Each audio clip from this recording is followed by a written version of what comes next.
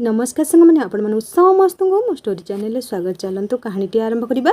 स्नेह रंकुणीर साबत माँ। सतरे कौन साबत माँ केबे माँ हो पारे ना? चलतु ये कहानी रे सुनिबा। कहानीटी को आरंभ शेष जाए शुणु। आलो पोड़ा मुही कहीं सेठी दारुंक भलिया चकाचका आखि करी बसी रहिलु कहत। तो पई कौन बाहुडा यात्रा करी ना मेलन यात्रा करी? दुई गौणी मुग बिकी बोपा तोहर नाक फुल खंडिए करिथिला जे सेईटा आज केउठी हजाई खाइलु। दिन को गोबर झुड़ी आणबुनि जे से तोर जेते प्रकार नेफरा। आलो जा देखिबू सामुल घरर झियो चेमिकू तो ठारू 7 गुणे सान। आज 4 झुड़ी गोबर गोटे आनी सकाळ न हेउणु निज आड़ो टोकई धरी बिल बुली बाहरी जाउची। आउ तू गोटे एठी अंटा पिठी को धरी सकौछु। आलो मो निज झियो जदि हेइथांतु ना तू तो बाळकू धरी घोषाड़ी घोषाड़ी नहीं मझी पाटरे छाड़ी आसी थांती। गाई गोरुठू आरंभ करी बिलुआ कुकुर पाट मझिरे बुलुछंती। ताकू बुलिबाकू डर लगुची। तो भाग्य भल मो अंत चिरी तू जन्म होइनु। मो सौतुणी को तते केमिति जन्म देला के जानी? तो भलिया झियो को जन्म देवा अपेक्षा बांझ होई रहिबाटा बहु गुणरे भल। उपरे माँ ना देछि जन्म। हे बटेश्वर एटा को मारी दे, याकू मला जन्म करी दे। सेते बेलकू जन्ह को मात्र 4 वर्ष। माँ ताहार बारिक टोका पदिया सहित फेरार हो गला। जह्नर बोपा मदना कोर्ट कचेरी धाइला। थाना बाबू पदिया को बांधी आनिले। हेले जह्नर माँ शशीर एका जिदी से पदिया सहित रहिबो। जह्न मार हाथ को धरी कांदिला। झियो छुआ बोली शशी मुह बुलाइला। पदिया काने काने कहिथिला तो अंतरु केवल मो छुआ जन्म हेबो।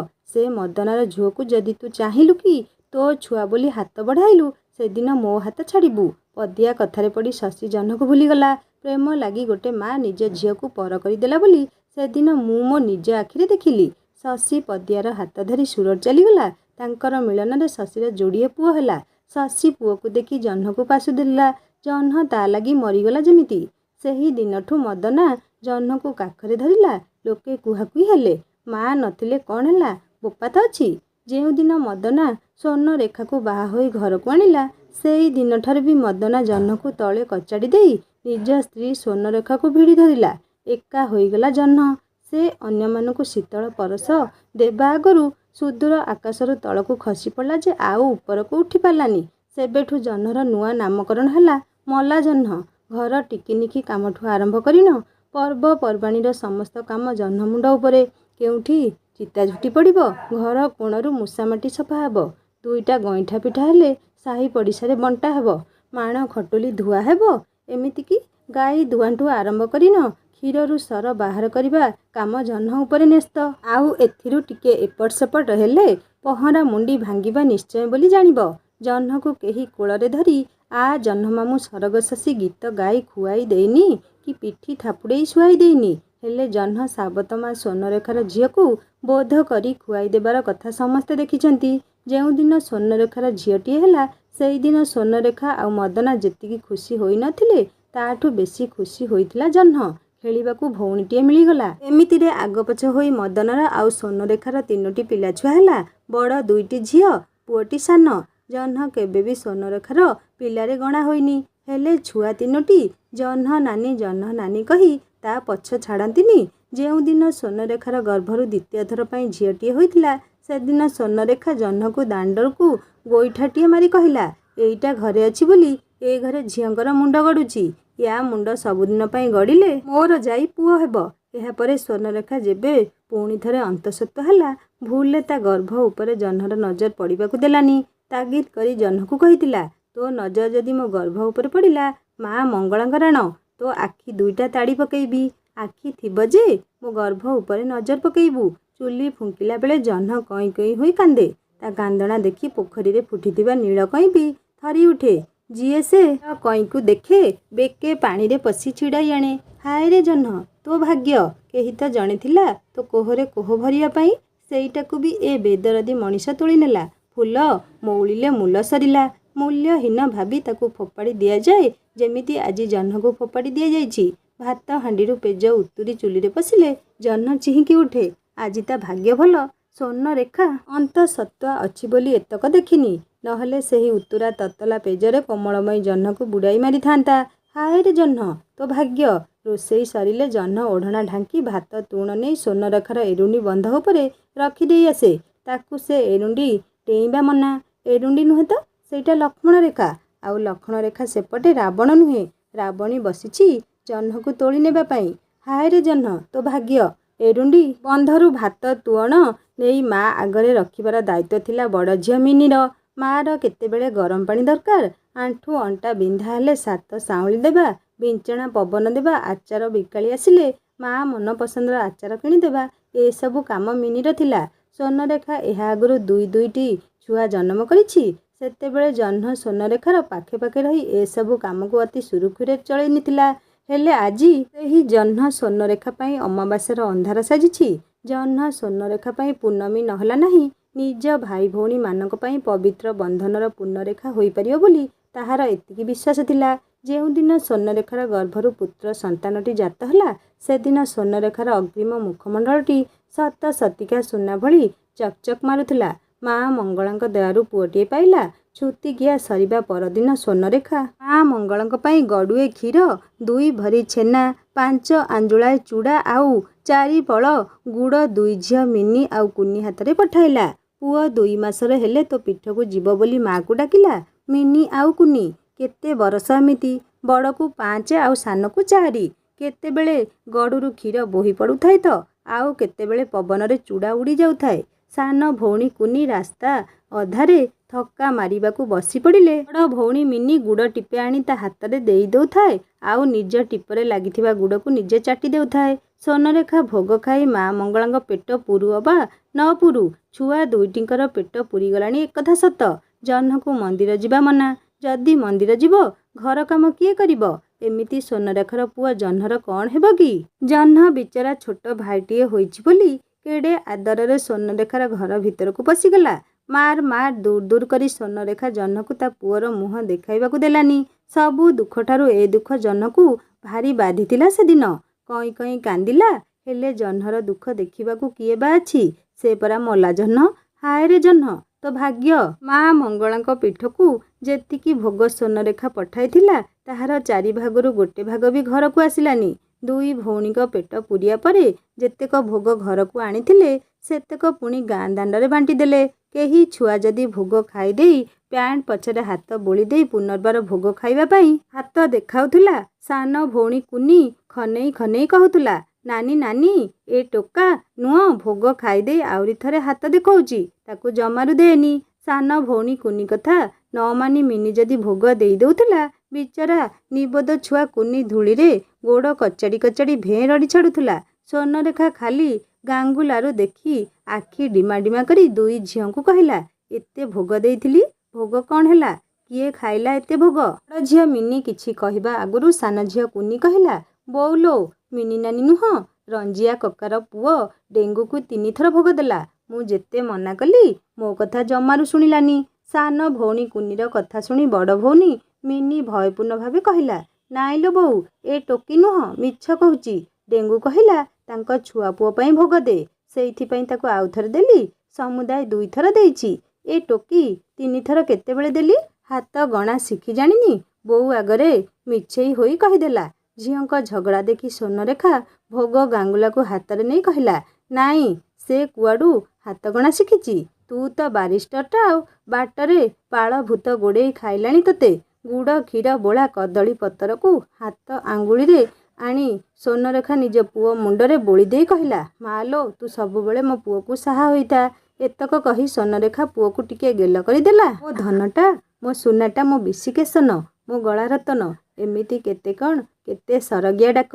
ମା'କୁ ଦେଖି ଝିଅ ଛୁଆ 2ଟି ବି ଛୋଟ ଭାଇ ସହିତ ଖେଳିବାକୁ ଲାଗିଲେ। ବଡ଼ ଝିଅ ମିନି କହିଲା ମା'କୁ, ମା, ପୁଅର ନାଁ କ'ଣ ଦେବା? ବଡ଼ ଝିଅର କଥା ଶୁଣି ସ୍ୱର୍ଣ୍ଣରେଖା କହିଲା, କାଇଁ, ତୁ କ'ଣ ତା ଭଉଣୀ ନୁହଁ? ତୁ କହୁନୁ ନାଁଟା କ'ଣ ଦେବା? ମିନି ହସି ହସି କହିଲା, ମା, ପୁଅର ନାଁ ପୁଚି ଦେବା। ଦେଖୁନୁ କେମିତି ମୁହଁକୁ ପୁଚି ପୁଚି କରି ହସୁଛି ଆମ ପୁଚିଟା। ମିନିର କଥା ଶୁଣି ସାରିବା ପରେ ସ୍ୱର୍ଣ୍ଣରେଖା ସାନ ଝିଅ କୁନିକୁ କହିଲା, ଆଉ ତୁ କାହିଁ ବାକି ରହିଲୁ? ତୁ କହ କି ନାଁଟା ଦେଲେ ଭଲ ହବ? କୁନି କହିଲା, ବୋଉଲୋ ବୋଉ, ଛୁଆ ପୁଅର ନାଁ ଛୁଆ ପୁଅ ଦେବା, ଭାରି ଭଲ ଲାଗିବ। କୁନିର କଥାଟା ମିନିକୁ ଭଲ ଲାଗିଲାନି। ସେ କଥାକୁ କାଟି କହିଲା, ନା, ପୁଚି ଦେବା। କୁନି କହିଲା, ଛୁଆ ପୁଅ ଦେବା। ମିନି କହିଲା, ପୁଚି ଦେବା। କୁନି କହିଲା ଛୁଆ ପୁଅ ଦେବା। ମିନି କହିଲା ପୁଚି। ଏଇ ଦୁଇ ଜଣଙ୍କ କଥା କଟାକଟି ଭିତରେ ଛୁଆ ପୁଅଟିର ନିଦ ଭାଙ୍ଗିଯିବାରୁ ସେ ଭେଁ ରଡ଼ି ଛାଡ଼ିଲା। ସ୍ୱର୍ଣ୍ଣରେଖାକୁ ସମ୍ଭାଳେ କିଏ? ପାଖରେ ପଡ଼ିଥିବା ବିଞ୍ଚଣା ଧରି କୁନି ମିନିକୁ ଦୁଇ ଦୁଇ ପାହାରେ ଏମିତି ବାଗରେ ପକେଇଲା ଯେ ଛୁଆ ଦୁଇଟା ଦୌଡ଼ା ଦୌଡ଼ି ହୋଇ ବାହାରକୁ ଚାଲିଗଲେ। ସ୍ୱର୍ଣ୍ଣରେଖାର ରାଗଟା ସେତେବେଳେ ପଞ୍ଚମ ସ୍ୱରକୁ ଉଠିଗଲା ଯେତେବେଳେ ସେ ଦେଖିଲା ବିଞ୍ଚଣାର ଦଣ୍ଡ କାଠିଟା ଭାଙ୍ଗି ଯାଇଛି। ନୋଳି ଆଣିକୁ 2 ସେରେ ଚାଉଳ ଦେଇ କାଠିଟା ଆଣିଥିଲି। ସ୍ୱାମୀ ତାହାର ଜାଣିଲେ ଆଉ ରଖିବେନି। ଛୋଟ ଛୁଆଟା ଯେତେବେଳେ ରାହା ଧରି କାନ୍ଦୁଥିଲା, ବିଞ୍ଚଣା ପବନ ଖାଇ ଶାନ୍ତିରେ ଶୋଇପଡ଼ୁଥିଲା। ଏବେ ସେଇଟା ତ ଭାଙ୍ଗିଗଲା। ମୋ ଗଳାମାଳି ଶୋଇବ କେମିତି? ଜହ୍ନର ବି ଇଚ୍ଛା ଥିଲା ଭୋଗ ଟିକେ ପାଇବାକୁ। ହେଲେ ସେ ଭୋଗରେ ଯେ ତାହାର ଭାଗ ନାହିଁ ସେ କଥା ସେ ଭଲ ଭାବେ ଜାଣିଥିଲା। ମା' ତ ତାହାର ମୁହଁ ଦେଖିବନି। ଭୋଗ ଗାଙ୍ଗୁଲା ମା'ର ଘରୁ ଆଣିବ କିଏ? ଛୁଆ ଦୁଇଟାଙ୍କୁ କୁହନ୍ତା ଯେ, ହେଲେ କହୁ କହୁ ସେମାନେ ଯଦି ମା'କୁ କହିଦେଲେ ଜହ୍ନ ନାନୀ ଭୋଗ ମାଗୁଛି। ମା' ଯେଉଁଭଳିଆ ଲୋକ, ଏଇ କଥା ଶୁଣିଲେ ସେ କହିଥିବା ଲୋକର କାନରୁ ପୋକ ବାହାର କରିଦେବ। ଜହ୍ନକୁ ଦେଖାଇ ମା'ମାନେ ଛୋଟ ଛୁଆଙ୍କୁ ଶାନ୍ତ କରନ୍ତି, କେତେ କାହାଣୀ ଶୁଣାନ୍ତି। ହେଲେ ସେ ଜହ୍ନର କାହାଣୀ ଆଉ ଏ ଜହ୍ନର କାହାଣୀ ଭିତରେ ଫରକ ଆକାଶ ପାତାଳର। ସତ କଥା ଆଜ୍ଞା, ଆକାଶ ପାତାଳର ଫରକ। ଜଣେ ଧୋବା ଫରଫର ମୁହଁ ଦେଖାଇ ସାରା ବ୍ରହ୍ମାଣ୍ଡ ଭ୍ରମଣ କରେ ତ ଆଉ ଜଣକର ଚୁଲି ମୁଣ୍ଡରେ ଦିନ ସରେ। ଜଣେ ବହୁ ଦୂରରେ ଥାଇ ସମସ୍ତଙ୍କ ଆପଣାର ହେଲେ ଆଉ ଜଣେ ସମସ୍ତଙ୍କ ପାଖରେ ଥାଇ ବି ସମସ୍ତଙ୍କ ପାଇଁ ପର। ଜଣକର ଶୀତଳ ପରଶ ସମସ୍ତେ ଅନୁଭବ କରନ୍ତି, ହେଲେ ଆଉ ଜଣକର ଶୀତଳ ପରଶ ଶୀତୁଆ ରାତିରେ ଶିଶିର ସହିତ ମିଶି କେଉଁ ଦିନଠୁ ବିଲୀନ ହୋଇଯାଇଛି। ଜଣେ ମାଂସ ରକ୍ତ ନ ଥାଇ ବି ଜୀବନ୍ତ ହେଲେ ଆଉ ଜଣେ ସବୁ କିଛି ଥାଇ ବି ମୃତ। ଜଣେ ସତସତିକା ଜହ୍ନ ଆଉ ଜଣେ ମଲା ଜହ୍ନ। ହଁ, ମଲା ଜହ୍ନ। ଶଗଡ଼ ଚଲାଇ ସନ୍ଧ୍ୟାରେ ମଦନା ଯେତେବେଳେ ଘରେ ପହଞ୍ଚି ନାଲି ଚା' ମୁନ୍ଦାଏ ପାଇଁ ଜହ୍ନକୁ ଡାକ ଛାଡ଼ିଲା, ଜହ୍ନ ବାପା ପାଇଁ ଚା' ତିଆରି କରିବା ପୂର୍ବରୁ ସ୍ୱର୍ଣ୍ଣରେଖା ପିତ୍ତଳ ନୋଟାରେ ଚା' ସାଙ୍ଗକୁ ବୋପା ଘରୁ ଆସିଥିବା ପଞ୍ଚୁଆତି ଉଖୁଡ଼ା ନେଇ ଗେରସ୍ତ ଆଗରେ ଥୋଇଦେଲା। ଉଖୁଡ଼ା ଗଣ୍ଡାଏ ପାଟିରେ ପକାଇ ମଦନା କହିଲା, ପୁଅ ଶୋଇଛିଟି? କଥାକୁ ନାକ ଉପରେ ରଖି ସ୍ୱର୍ଣ୍ଣରେଖା କହିଲା, ହଁ ଏବେ ଶୋଇଛି। ଦିନ ଭରି ଯେଉଁ ତେରଛେରିଆ କାନ୍ଦ ଶୁଣି ମୋ ଛାତିରୁ ଜୀବନ ଖସି ପଡ଼ିଲାଣି। ଯେତେ ବୋଧ କଲେ କାନ୍ଦ କମିଲାନି। ମୁଁ କ'ଣ ନାହିଁ କ'ଣ ଭାବିଥିଲି? ମା' ମଙ୍ଗଳାଙ୍କ ପାଦୁକ ମୁଣ୍ଡରେ ବୋଳିଥିଲି ବୋଲି ଏତେ ବଡ଼ ବିପଦରୁ ମୋ ଧନ ବଞ୍ଚିଗଲା। ମୋ ସାନ ଭାଇର ଛୁଆଟା କାନ୍ଦୁ କାନ୍ଦୁ କେମିତି ତାହାର ପ୍ରାଣ ବାହାରିଗଲା ସେ କଥା କ'ଣ ତୁମେ ଜାଣିନ? ଉପରେ ସେ ହାତ ପଙ୍ଖାର ଦଣ୍ଡ କାଠିଟାକୁ କିଏ ଭାଙ୍ଗି ଦେଇଛି? ପବନ ଟିକେ ଦେଇଥିଲେ ଛୁଆଟା ହୁଏତ ଶାନ୍ତିରେ ଶୋଇଥାନ୍ତା। ମୁଁ ପବନ ଖାଉଥିଲି ନା ମୋ ଝିଅ ଦୁଇଟା ପବନ ଖାଇବାକୁ ଆତୁର ହେଉଥିଲେ? ହୋଇକରି ଛୋଟ ଛୁଆଟା ପାଇଁ ସରଧାରେ କିଣିଥିଲି, ସେଇଟାକୁ ବି ଜାଣିଶୁଣି କିଏ ଭାଙ୍ଗି ଦେଇଛି? ହାତ ପଙ୍ଖା ଭାଙ୍ଗିଯିବା କଥା ଶୁଣି ମଦନା ପାଟିରେ ପକାଇଥିବା ଉଖୁଡ଼ା ଗଣ୍ଡାଏକୁ ତରତର ଭାବେ ପକି ନେଇ କହିଲା, କିଏ ଆଉ ଭାଙ୍ଗିବ? କୁନି ନହେଲେ ମିନି ଭାଙ୍ଗିଥିବ। କୁନି ମିନିର କଥାଟା ସ୍ୱର୍ଣ୍ଣରେଖାକୁ ଜମାରୁ ହଜମ ହେଲାନି। ଏଥର ନାକ ଉପରେ ରଖିଥିବା କଥାକୁ ତଳେ ଛିଞ୍ଚାଡ଼ି କହିଲା, ହଁ, କୁନି ମିନି ତ ଖାଲି ଏ ଘରେ ଅଛନ୍ତି। ଭାଙ୍ଗିଲେ ହଜିଲେ ତାଙ୍କରି ନାଁ। ଆଉ ଯେଉଁ ଗୋଟିଏ ପାଟରାଣୀ ଅଛି ସେ କାହିଁ ଭାଙ୍ଗିବ? ତା' ପାଦ ତଳେ ତ ସବୁ ଲୋଢ଼ା। ସାବି ବୁଢ଼ୀକୁ ଡାକି ଘରେ କୁଲା କୁଲେଇରେ କୁଲା କାହା ପିଠି ଧରୁଛି ସେ କଥା ଆପେ ଦେଖିବନି? ସ୍ୱର୍ଣ୍ଣରେଖା ଜାଣେ ସ୍ୱାମୀ ମଦନା ତାହାର ତନ୍ତ୍ର ମନ୍ତ୍ରକୁ ବିଶ୍ୱାସ କରେନି। ସାବି ବୁଢ଼ୀକୁ ଡାକି କୁଲା ବୁଲେଇ କୂଳ ବୁଡ଼ାଇବା ଅପେକ୍ଷା ନୋଳିଆଣି ପାଖରୁ ଦଣ୍ଡ କାଠିଟା କିଣି ଆଣିବା 14 ଗୁଣେ ଭଲ ହେବ। ମଦନା ନୀରବ ଥାଏ। ମଦନାର ନୀରବତା ଦେଖି ସ୍ୱର୍ଣ୍ଣରେଖା କହିଲା, ବସିକରି ଭାବିଲେ କ'ଣ ଚା' ମୁନ୍ଦାଏ ଯାଅ, ଥଣ୍ଡା ହେବ। ଯାହା ଭାବିବା କଥା ମୁଁ ଭାବି ସାରିଛି। ତମେ ମୁଣ୍ଡ ଭରିଲେ କାଲି ସକାଳେ କଥା ଫଇସଲା ହେବ। ମଦନା ନାଲି ଚା'କୁ ଢୋକେ ପିଇ ଦେଖିଲା। ସତସତିକା ଚା'ଟା ଥଣ୍ଡା ହୋଇଯାଇଛି। ଲମ୍ବା ନିଶ୍ୱାସଟେ ନେଇ କହିଲା, ସାବିକୁ ଡାକି 6 ସେରେ ଚାଉଳ ଅଯଥାରେ ଦେବା ଅପେକ୍ଷା ଦଣ୍ଡ କାଠିଟା କିଣିଲେ 2 ସେର ଚାଉଳ ବଞ୍ଚିଯିବ। ଏମିତିରେ କାଠିଟା ଆଜି ନହେଲେ କାଲି କିଣା ହେବ।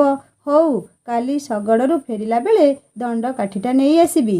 ମଦନା ମୁହଁରୁ ଦଣ୍ଡକାଠି କିଣା ହେବା କଥା ଶୁଣି ସ୍ୱର୍ଣ୍ଣରେଖା ଶାନ୍ତିରେ ନିଶ୍ୱାସ ମାରିଲା। ଘର ଭିତରୁ ଜହ୍ନ ବାପା ମା'ଙ୍କ କଥା ଶୁଣି ଭାବୁଥାଏ, ସତରେ ଦଣ୍ଡ କାଠିଟା ଭାଙ୍ଗିଲା କିଏ? ତ ପୁରୁଷର ସିନ୍ଦୁକରେ ଖିଲି କାଠଟିଏ ବାଡ଼ଉ ବାଡ଼ଉ ମଦନା ସ୍ୱର୍ଣ୍ଣରେଖାକୁ ଡାକ ଛାଡ଼ିଲା, ଆରେ ସୁନା, ଶୁଣୁଛ? କହିବାକୁ ଭୁଲି ଯାଇଥିଲି ଆଜ୍ଞା। ଯେବେଠାରୁ ସ୍ୱର୍ଣ୍ଣରେଖାର ପୁଅଟିଏ ହୋଇଛି ସେହି ଦିନଠାରୁ ମଦନା ଆମର ସ୍ୱର୍ଣ୍ଣରେଖାକୁ ସୁପନା ବଦଳରେ ସୁନା ସୁନା ଡାକେ। ଇଏ କେଉଁ ପ୍ରକାରର ପ୍ରେମ ସେ କଥା ମଦନା ନହେଲେ ସ୍ୱର୍ଣ୍ଣରେଖା ଜାଣିଥିବ। ସ୍ୱାମୀ ସ୍ତ୍ରୀଙ୍କ ପ୍ରେମ ଭିତରେ ଆମ ଭଳିଆ ବେଦରଦୀ ଲେଖକଙ୍କ କଲମର ଗାର ଲକ୍ଷ୍ମଣ ରେଖା ନ ସାଜୁ। ମା ମଙ୍ଗଳାଙ୍କ ପାଖରେ ଏତିକି ମିନତି। ଆରେ ଆସିଲ ନା ନାଇଁ ମ? ହଉ ତମେ ନ ଆସ ପରେ କହିବନି କି କାଠ ଖିଲ ଭିଡ଼ ନେଇନି। ତମ କଣ୍ଟା ଦୁଇଟା ଆଣି ବାଡ଼େଇ ଦେଇଥିଲେ ସିନ୍ଦୁକର ଗୋଡ଼ ଦୁଇଟା ଆହୁରି 7 ପୁରୁଷ ପଳେଇଥାନ୍ତା। ତା ନକରି କାଠ ଖିଲ ଦେଲେ ହୋଇକରି 2-3 ପକ୍ଷ ଯିବା ବି କଷ୍ଟ। ଉପରେ ଛୁଆ ଦୁଇଟାଙ୍କ ମାଙ୍କଡ଼ କୁଦାଇବା ଉପରେ। ଏଥର ସିନ୍ଦୁକର ଗୋଡ଼ ଭାଙ୍ଗିଲେ ଏଇଟା ଚୁଲି ମୁଣ୍ଡକୁ ଯିବାଟା ଥୟ। ନାଗ ସାପ ଭଳିଆ ଗର୍ତ୍ତ ରୂପକ ଘର ଭିତରୁ ବାହାରକୁ ଆସି ସ୍ୱର୍ଣ୍ଣରେଖା ଫଁ ଫଁ ହୋଇ କହିଲା, ନେଇଯାଉନ ଚୁଲି ଭିତରେ ପୁରାଇ କାକରା ବେସର କରି ଖାଇବ। ତମ ମହାରାଣୀ ତ ଆଜିକାଲି ଗୋବର ଗୋଟେଇ ଯାଉନାହାନ୍ତି, ଜାଳ କେଉଁଠି ଆସିବ? ଏଇ ସିନ୍ଦୁକ ପରେ ପରେ ଏ ଘରଟା ବି ଜାଳିଦେଲେ ତମ ବୋପା ଝିଅଙ୍କର ମନ ଶାନ୍ତି ହେବ। ମିନି କୁନି ତ ମୁଁ ପେଟରେ ଧରି ମୋ ବୋପା ଘରୁ ଆଣିଥିଲି ଏଇ ସିନ୍ଦୁକ ଉପରେ ମାଙ୍କଡ଼ କୁଦା କରିବା ଲାଗି। ଆଜି ଆସନ୍ତୁ ସେ ଦୁଇଟା, ୟା ଭିତରେ ପୁରାଇ ଗୋବରୀ ତୁଠରେ ଭସାଇ ଦେଲେ ସବୁ ଜଞ୍ଜାଳରୁ ଶାନ୍ତି ମିଳିବ। ସକାଳୁ ସକାଳୁ କଳି କରିବାର ମନ୍ଦ ଉଦ୍ଦେଶ୍ୟରେ ମଦନା ନଥିଲା। ଏମିତି କଳି କରିଲେ ସେ କେଉଁ ସ୍ୱର୍ଣ୍ଣରେଖାକୁ ଟପିଯିବ ଏହା ଭାବି ମଦନା ସିନ୍ଦୁକ ଉପରୁ ତଳକୁ ହନୁ ଡାକ ଦେଇ ଆସିଲା ବେଳେ ଲୁଙ୍ଗିରେ ଗୋଡ଼ ଛନ୍ଦି ହୋଇଯିବାରୁ ମୋଡ଼ି ହୋଇ ତଳେ ପଡ଼ିଲା। ଭାଗ୍ୟ ଭଲ ସିନ୍ଦୁକର ଗୋଡ଼ ଭାଙ୍ଗିଲା, ମଦନାର ଭାଙ୍ଗିନି। ଆହୁରି ଭାଗ୍ୟ ଭଲ ସ୍ୱର୍ଣ୍ଣରେଖା ଉପରେ ପଡ଼ିନି। ଯଦି ସ୍ୱର୍ଣ୍ଣରେଖା ଉପରେ ମଦନା ଭୁଲରେ ପଡ଼ିଯାଇଥାନ୍ତା ତେବେ କଥାଟା କେଉଁଆଡ଼େ ଯାଇଥାନ୍ତା ସେ କଥା ମଦନା ଏକା ଜାଣେ। ସ୍ୱର୍ଣ୍ଣରେଖା ସ୍ୱାମୀଙ୍କୁ କ'ଣ ତଳୁ ଉଠାଇବ? ଆହୁରି କ୍ରୋଧିତ ହୋଇ କହିଲା, ଲା ସବୁ କାମ ସରିଗଲା ତ? କି ଲାଭ କରିଲ କୁହ ତ? ସିନ୍ଦୁକର ଗୋଡ଼ ଗୋଟାଏ ଭାଙ୍ଗିଥିଲା, କୁଦା ମାରି ଯୋଡ଼ାଏ ଗୋଡ଼ ଭାଙ୍ଗିଦେଲ। ଭଲ ଲାଭ କରିଲ। ନିଜେ ତ ହନୁକୁଦା ମାରୁଛ। ମାଙ୍କଡ଼ ମୁହାଁ, ମାଙ୍କଡ଼ ପାଖରୁ ମାଙ୍କଡ଼ ଛୁଆ ଜନ୍ମ ନେବେନି ତ ଆଉ କ'ଣ ବାଘ ଛୁଆ ଜନ୍ମ ହେବେ? ମୁହଁରୁ ତ କଥା ବାହାରିଛି ସିନ୍ଦୁକ ଯିବ ଚୁଲିକୁ। ଆଉ ତଳେ ପଡ଼ି ରହିଲ କ'ଣ ପାଇଁ? ବାପ ଝିଅ ମିଶି ଏଇଟାକୁ ଟେକି ଟେକି ନେଇ ଚୁଲି ଭିତରେ ପୂରେଇ ଦିଅ। ଏଇଟା ଜଳିଲେ ତମ ବୋପା ଝିଅଙ୍କ ମନ ଶାନ୍ତି ହେବ। ଏହା କହି ସ୍ୱର୍ଣ୍ଣରେଖା ଗୋଡ଼ ଛିଞ୍ଚାଡ଼ି ଛିଞ୍ଚାଡ଼ି ଘର ଭିତରକୁ ଚାଲିଗଲା। ମଦନା ତଳେ ପଡ଼ିଥାଏ। ସ୍ୱର୍ଣ୍ଣରେଖା ମଦନାକୁ ଉଠାଇବା ପାଇଁ ହାତ ବଢ଼େଇଲାଣି। ମଦନା ଆପଣା ଛାଏଁ ତଳୁ ଉଠିଲା। ସିନ୍ଦୁକର ଗୋଡ଼ ଦୁଇଟାକୁ ଠିକ୍ କରି କାଠ ଖିଲା ପିଟିଲା। ଘର ଭିତରୁ ସ୍ୱର୍ଣ୍ଣରେଖାର ପାଟିଟା ଏପର୍ଯ୍ୟନ୍ତ ବନ୍ଦ ହୋଇନଥାଏ। ଗୋଟେ ପଟେ କାଠ ପିଟାର ଶବ୍ଦ, ଆର ପଟରେ ସ୍ୱର୍ଣ୍ଣରେଖାର ଶବ୍ଦ। ଲାଗୁଥାଏ ଘର ଭିତରେ ଯେପରିକି ଶବ୍ଦମାନଙ୍କ ଭିତରେ ଯୁଦ୍ଧ ଲାଗିଛି। ମଦନା ସ୍ୱର୍ଣ୍ଣରେଖା କ'ଣ କହୁଛି ବୋଲି ଶୁଣିବା ଲାଗି ଭଲ ଭରେ କାନ ଡେରିଲା। ଘର ଭିତରେ ସ୍ୱର୍ଣ୍ଣରେଖା ନିଜ ପୁଅ ଛୁଆକୁ କ୍ଷୀର ଦେଇ ଆଣ୍ଠୁ ହଲେଇ ହଲେଇ କହୁଥାଏ, ଯାହା କରୁଛ କର, ଆଜି ମୋର ଯେମିତି ଦଣ୍ଡକାଠିଟା ଆଣିବାକୁ ନ ଭୁଲ। ଯଦି ଦଣ୍ଡକାଠି ନ ଆସିଲା ଏ ଘରେ ନିଆଁ ଲାଗିବାଟା ଥୟ। ମୋ ଛୁଆଟା ତ ଶାନ୍ତିରେ ଶୋଇପାରିବନି। ଏଠି ଆଉ କିଏ ଶୋଇଲେ କେତେ, ନ ଶୋଇଲେ କେତେ। ନା ଆର ଘରକୁ ଚାହିଁଲା। ଜହ୍ନ ବାପା ମାର କଥାକୁ ହେଜ ନ କରି ଟୋକେଇରେ କୁଣ୍ଡା ଗଣ୍ଡାଏ ନେଇକରି ଗାଈ ପାଣି ଦେବାକୁ ଗଲା। ଜହ୍ନ ବୟସ 9 କି 10 ଏକଥା ମଦନାର ଠିକ୍ ସେ ମନେ ନାହିଁ। କେମିତି ବା ମନେ ପଡ଼ିବ? ଜହ୍ନ କିଏ କି ତାହାର? ଯେଉଁଦିନ ମଦନାର ପ୍ରଥମ ସ୍ତ୍ରୀ ଶଶୀ ପଦିଆ ବାରିକ ସହିତ ଚାଲିଗଲା ସେହିଦିନ ମଦନା ଜହ୍ନକୁ ଭିଡ଼ି ଧରିଥିଲା ବାହୁରେ। ପଦିଆ କଥାରେ ପଡ଼ି ଶଶୀ ଜହ୍ନକୁ ଏ ଅନ୍ଧାର ଭିତରେ ଛାଡ଼ିଗଲା। ଯେଉଁଦିନ ମଦନା ସ୍ୱର୍ଣ୍ଣରେଖାକୁ ଦ୍ୱିତୀୟ ବିବାହ କରିଲା ସେହି ଦିନଠୁ ଜହ୍ନ ସବୁ ଦିନ ପାଇଁ ପର ହୋଇଯାଇଥିଲା। ଯାହା ହେଲେ ବି ମଦନାର ରକ୍ତ ସିଏ। ଆଜି ବି ମଦନାର ମନେ ହୁଏ ଜହ୍ନକୁ କୋଳରେ ଉଠାଇ ଟିକେ ଗେହ୍ଲା କରିବାକୁ। ହେଲେ ଏସବୁ କରିବାକୁ ତାକୁ ମନା। ଯେଉଁ ମାଇକିନିଆଟା କାଲି ସନ୍ଧ୍ୟାରେ ଦଣ୍ଡ କାଠିଟା ଭାଙ୍ଗିଛି ବୋଲି କହିବାକୁ 100 ଥର ଭାବୁଥିଲା ଆଜି ସେହି ମାଇକିନିଆଟା ତାକୁ ଚୋଟ ମାରିବାକୁ ସଁ ସଁ ହେଉଛି। ବାୟୁ ଗଲେ ପେଟରୁ ଆରାମ। ମାଇକିନିଆକୁ ମୁଣ୍ଡରେ ବସେଇଲେ ତମ ମୁଣ୍ଡକୁ ତଳକୁ କରିବାକୁ ଅବଶୋଷ କରିବେନି। ଗାଁରେ ବି 50 ଲୋକ ଘର କରି ଅଛନ୍ତି, 100 ମାଇପେ ଅଛନ୍ତି। ତାଙ୍କ ଘର ଆଡ଼େ ବୁଲିକରି ଆସ। କିଏ ଏ ସ୍ୱର୍ଣ୍ଣରେଖା ଭଳିଆ ହେଉଛି ଦେଖିବ। ନେତ ଭାଉଜ ମାଧପୁର ବଳବନ୍ତ ରାୟଙ୍କ ଝିଅ, ବୋପାର ଅଜସ୍ର ସମ୍ପତ୍ତି। ସେ ଝିଅ କାହାକୁ କେବେ ମୁହଁ ଟାଣ କରି କହିଛି? ସେ କଥା ଆଜି ପର୍ଯ୍ୟନ୍ତ ଏ କାନ ଶୁଣିନି। ଟଙ୍କା ପଇସାର ଗର୍ବ ସେ ଝିଅକୁ ଛୁଇଁନି। ଭଲ ଲୋକଙ୍କ ସହିତ ଭାବ ରଖିଲେ ସବୁ ଭଲ ହେବ। ଗାଁ ରାଣ୍ଡି ମାଇପଙ୍କ ପାଖରେ ବସିଲେ ଘର ଭାଙ୍ଗିବ ସିନା, ପଥର ଗୋଟିଏ ଯୋଡ଼ି ହେବନି କି ଛଟାଏ କାନ୍ଥରେ ବାଜିବନି। ଝିଅ ଛୁଆ ଦୁଇଟି ଥିଲା ବୋଲି ସ୍ୱର୍ଣ୍ଣରେଖା ମଦନାକୁ ଯାହା ଟିକେ ଡରୁଥିଲା। ପୁଅ ହେବା ଦିନଠାରୁ ସେତକ ବି ଯାଇଛି। ବାକି ରହିଲା ଯେଉଁଦିନ ସ୍ୱର୍ଣ୍ଣରେଖା ଗାଁ ମାଇପଙ୍କର ପଞ୍ଚାୟତି କରିବ। 12 ଗାଈର କ୍ଷୀରରେ କ୍ଷୀରି ହେଲେ କ୍ଷୀରିକି ସୁଆଦିଆ ହେବ। ମନ ରୂପକ ପବିତ୍ର ପୀଠକୁ ଯଦି ପାପ ଛୁଏଁ, ଗଙ୍ଗା ତାକୁ ବି ପବିତ୍ର କରିବନି। ଗୋବରୀ ନଈରେ ଗୋବର ଫିଙ୍ଗିଲେ ପାଣିକି ଗୋଳିଆ ହେବ। ନିଜେ ନ ଚାହିଁଲେ ଘରା ଗଢ଼ା ନୀତି କିଏ ବା ଶିଖେଇ ଦେବ? ଏକଥା କିଏ କ'ଣ କାହାକୁ ଶିଖେଇବା ଦରକାର? ସବୁ ମନ ଉପରେ। ଏଇ ମନ ବୈଷ୍ଣବ ଆଉ ଏଇ ମନ ବାବନାଭୂତ। ଜଳନ୍ତା ଚୁଲିରେ ଲୋକେ ପାଣି ଢାଳି ଦେବେ, ଆଉ ଘର ଜଳିଗଲେ ପାଣି ଢାଳିବାକୁ କେହି ନଥିବେ। ଛପର ଘରୁ ଚାନ୍ଦ ଦିଶିଲେ ଘର ଭାଙ୍ଗିବା କଥା କହିବାକୁ ବହୁ ଲୋକ ମିଳିବେ, ହେଲେ ଘର କେମିତି ତିଆରି ହେବ ସେ କଥା କେହି କହିବେନି। ଆଈ ସତ କଥା କହୁଥିଲା। ଦୋବେଇ ବର ହେଲେ ପାର ହୀନସ୍ତା ହେବାକୁ ପଡ଼ିବ, ଯାହା ଆଜି ମଦନା ଠିକ୍ ବୁଝିପାରୁଥିଲା। ଏହା ଭିତରେ ସିନ୍ଦୁକର ଗୋଟିଏ ଗୋଡ଼ ଭଲ ଭାବେ ଭିଡ଼ ନେଇ ଯାଇଥାଏ, ଆଉ ଗୋଟିଏ ଗୋଡ଼ରେ କାଠ ଖିଲ ପିଟିବା ପୂର୍ବରୁ ମଦନା ଆଗେ ନିଜେ ଭଲ କରି ଲୁଙ୍ଗିକୁ ଭିଡ଼ିଲା। ଏହା ଭିତରେ ଜହ୍ନ ମଦନା ପାଇଁ ଅଧକଂସା ଚା' ରଖିଦେଇଗଲା। ଜହ୍ନ କେବେ ବି ତା ସହିତ ଭଲରେ କଥା ହୋଇନି। ଜହ୍ନର ଜ୍ୟୋତି ଯଦି ଆଜି ହଜିଥାଏ କେବଳ ମଦନା ପାଇଁ। ଆଜି ବହୁଦିନ ପରେ ମଦନା ମଙ୍ଗଳା ମା'ଙ୍କୁ ଡାକିଲା, ମା ଲୋ, ମୋ ଜହ୍ନକୁ ଘଣ୍ଟ ଘୋଡ଼େଇ ରଖିଥା, ତୋ ଜାତରେ ଘଣ୍ଟଟିଏ ଦେବି। ମଦନା ଆଖିରୁ ନଦୀର ସ୍ରୋତ ଉଜାଡ଼ି ଭାଙ୍ଗି ବାହାରକୁ ଆସିଲା। ସ୍ୱର୍ଣ୍ଣରେଖାର କଥା ପାଇଁ ନୁହେଁ, ବରଂ ଜହ୍ନର ନୀରବତା ପାଇଁ। ଘର ଭିତରୁ ସ୍ୱର୍ଣ୍ଣରେଖାର ଧ୍ୱନି ଯେପରି ପ୍ରକମ୍ପିତ ହେଉଥାଏ। 4 ବେଦର ଶ୍ଲୋକ ବି କମ୍ ପଡ଼ିବ ସ୍ୱର୍ଣ୍ଣରେଖାର ବେଦ ପାଖରେ। ଆଜି ପ୍ରଥମ ଥର ପାଇଁ ସ୍ୱର୍ଣ୍ଣରେଖାର କଥାଗୁଡ଼ାକ ମଦନାର ମନକୁ ବିଷାକ୍ତ କରିଦେଉଥାଏ। ଆଉ ସେହି ରାଗରେ ମଦନା ସିନ୍ଦୁକର ଆର ଗୋଡ଼ରେ କାଠ ଖିଲ ଜୋର ଜୋରରେ ପିଟିବାକୁ ଲାଗିଲା, ଯେପରିକି ସ୍ୱର୍ଣ୍ଣରେଖା ଶବ୍ଦ ବାଣୀକୁ ଏ ହାତୁଡ଼ିର ଶବ୍ଦ ଶାନ୍ତି କରିଦେବ। ଶ୍ଲୋକ ସମାପ୍ତ ହେଲେ ସବୁ ଶାନ୍ତ। ଯାହା ହେଉ, ଏତେ ଦିନ ପରେ ମଦନାର ମନ ବୁଝିଲା। ଚାରିଆଡ଼େ ଶୁଖିଲା ଜମିବାଡ଼ି, ଠାଏ ଠାଏ ଖରାରେ କାଉ କୁକୁର ବି ପଦାକୁ ବାହାରିବାକୁ ଅରାଜି। ପାଟ ମଝିରେ ବିଲୁଆଟାଏ ହୁକେ ହୋ ହୋଇ ଆଗକୁ ଆଗକୁ ମାଡ଼ି ଚାଲିଛି ଲାଞ୍ଜକୁ ହଲାଇ ହଲାଇ। ବେଳ ଉଣ୍ଡି ବହିଯାଉଥିବା ତତଲା ପବନ ଯେତେବେଳେ ଦେହକୁ ଛୁଏଁ, ଦେହରେ ସୂତାଟିଏ ବି ରଖିବାକୁ ମନ ହୁଏ ନାହିଁ। ଅଧା ଧଳା ବାଦଲଟିଏ ଯେତେବେଳେ ସୂର୍ଯ୍ୟଙ୍କୁ ଘୋଡ଼େଇ ଦିଏ, ସେତେବେଳେ ମନକୁ ଆତ୍ମତୃପ୍ତି ମିଳେ। ହେଲେ କ୍ଷଣକ ପରେ ଯେଉଁ କଥାକୁ ସେହି କଥା। ଆଜି ଗଛମାନେ ଯେପରି ଆନ୍ଦୋଳନ କରୁଛନ୍ତି ସ୍ଥିର ରହିବାକୁ।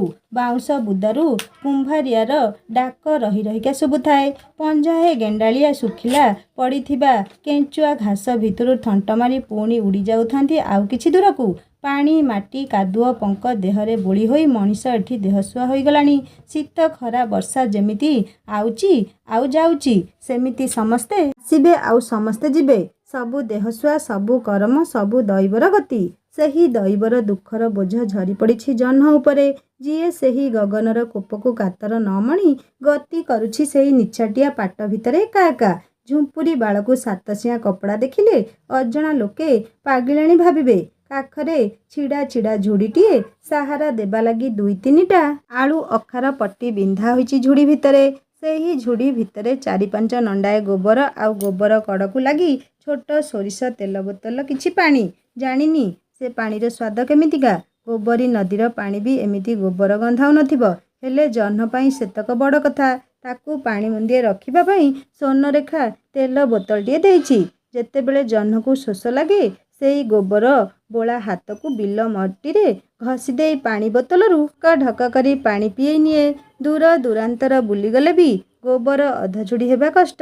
ହେଲେ ସତସତିକା ଜହ୍ନ ବିଶ୍ୱ ବ୍ରହ୍ମାଣ୍ଡ କରିବା ଭଳିଆ ଏ ମାଂସ ରକ୍ତର ଜହ୍ନ ପାଟ ବୁଲୁଥାଏ ଗୋବର ନଣ୍ଡାଏ ପାଇଁ। ପାଟ ମଝିରୁ ଗାଁକୁ ଚାହିଁଲେ ସବୁ ସବୁଜ ସବୁଜ ଦେଖାଯାଏ। ସେହି ସବୁଜ ଗଛମାନଙ୍କୁ ଇଙ୍ଗିତ କରି ଜହ୍ନ ନିଜ ଘରର ଠିକଣା ନିଜକୁ ପଚାରିଥାଏ। ସେଇଟା ବଡ଼ ବାପାର ନଡ଼ିଆ ଗଛ। ନଡ଼ିଆ ଗଛକୁ ଲାଗି ମୋ ମା' ପୋତି ଯାଇଥିଲା ପଣସ ଗଛଟେ। ଏହି ପଣସ ଗଛର କଢ଼ରେ ଥିବା ଦୋକରୀ ଭିତରକୁ ଗଲେ ଆମ ଘର।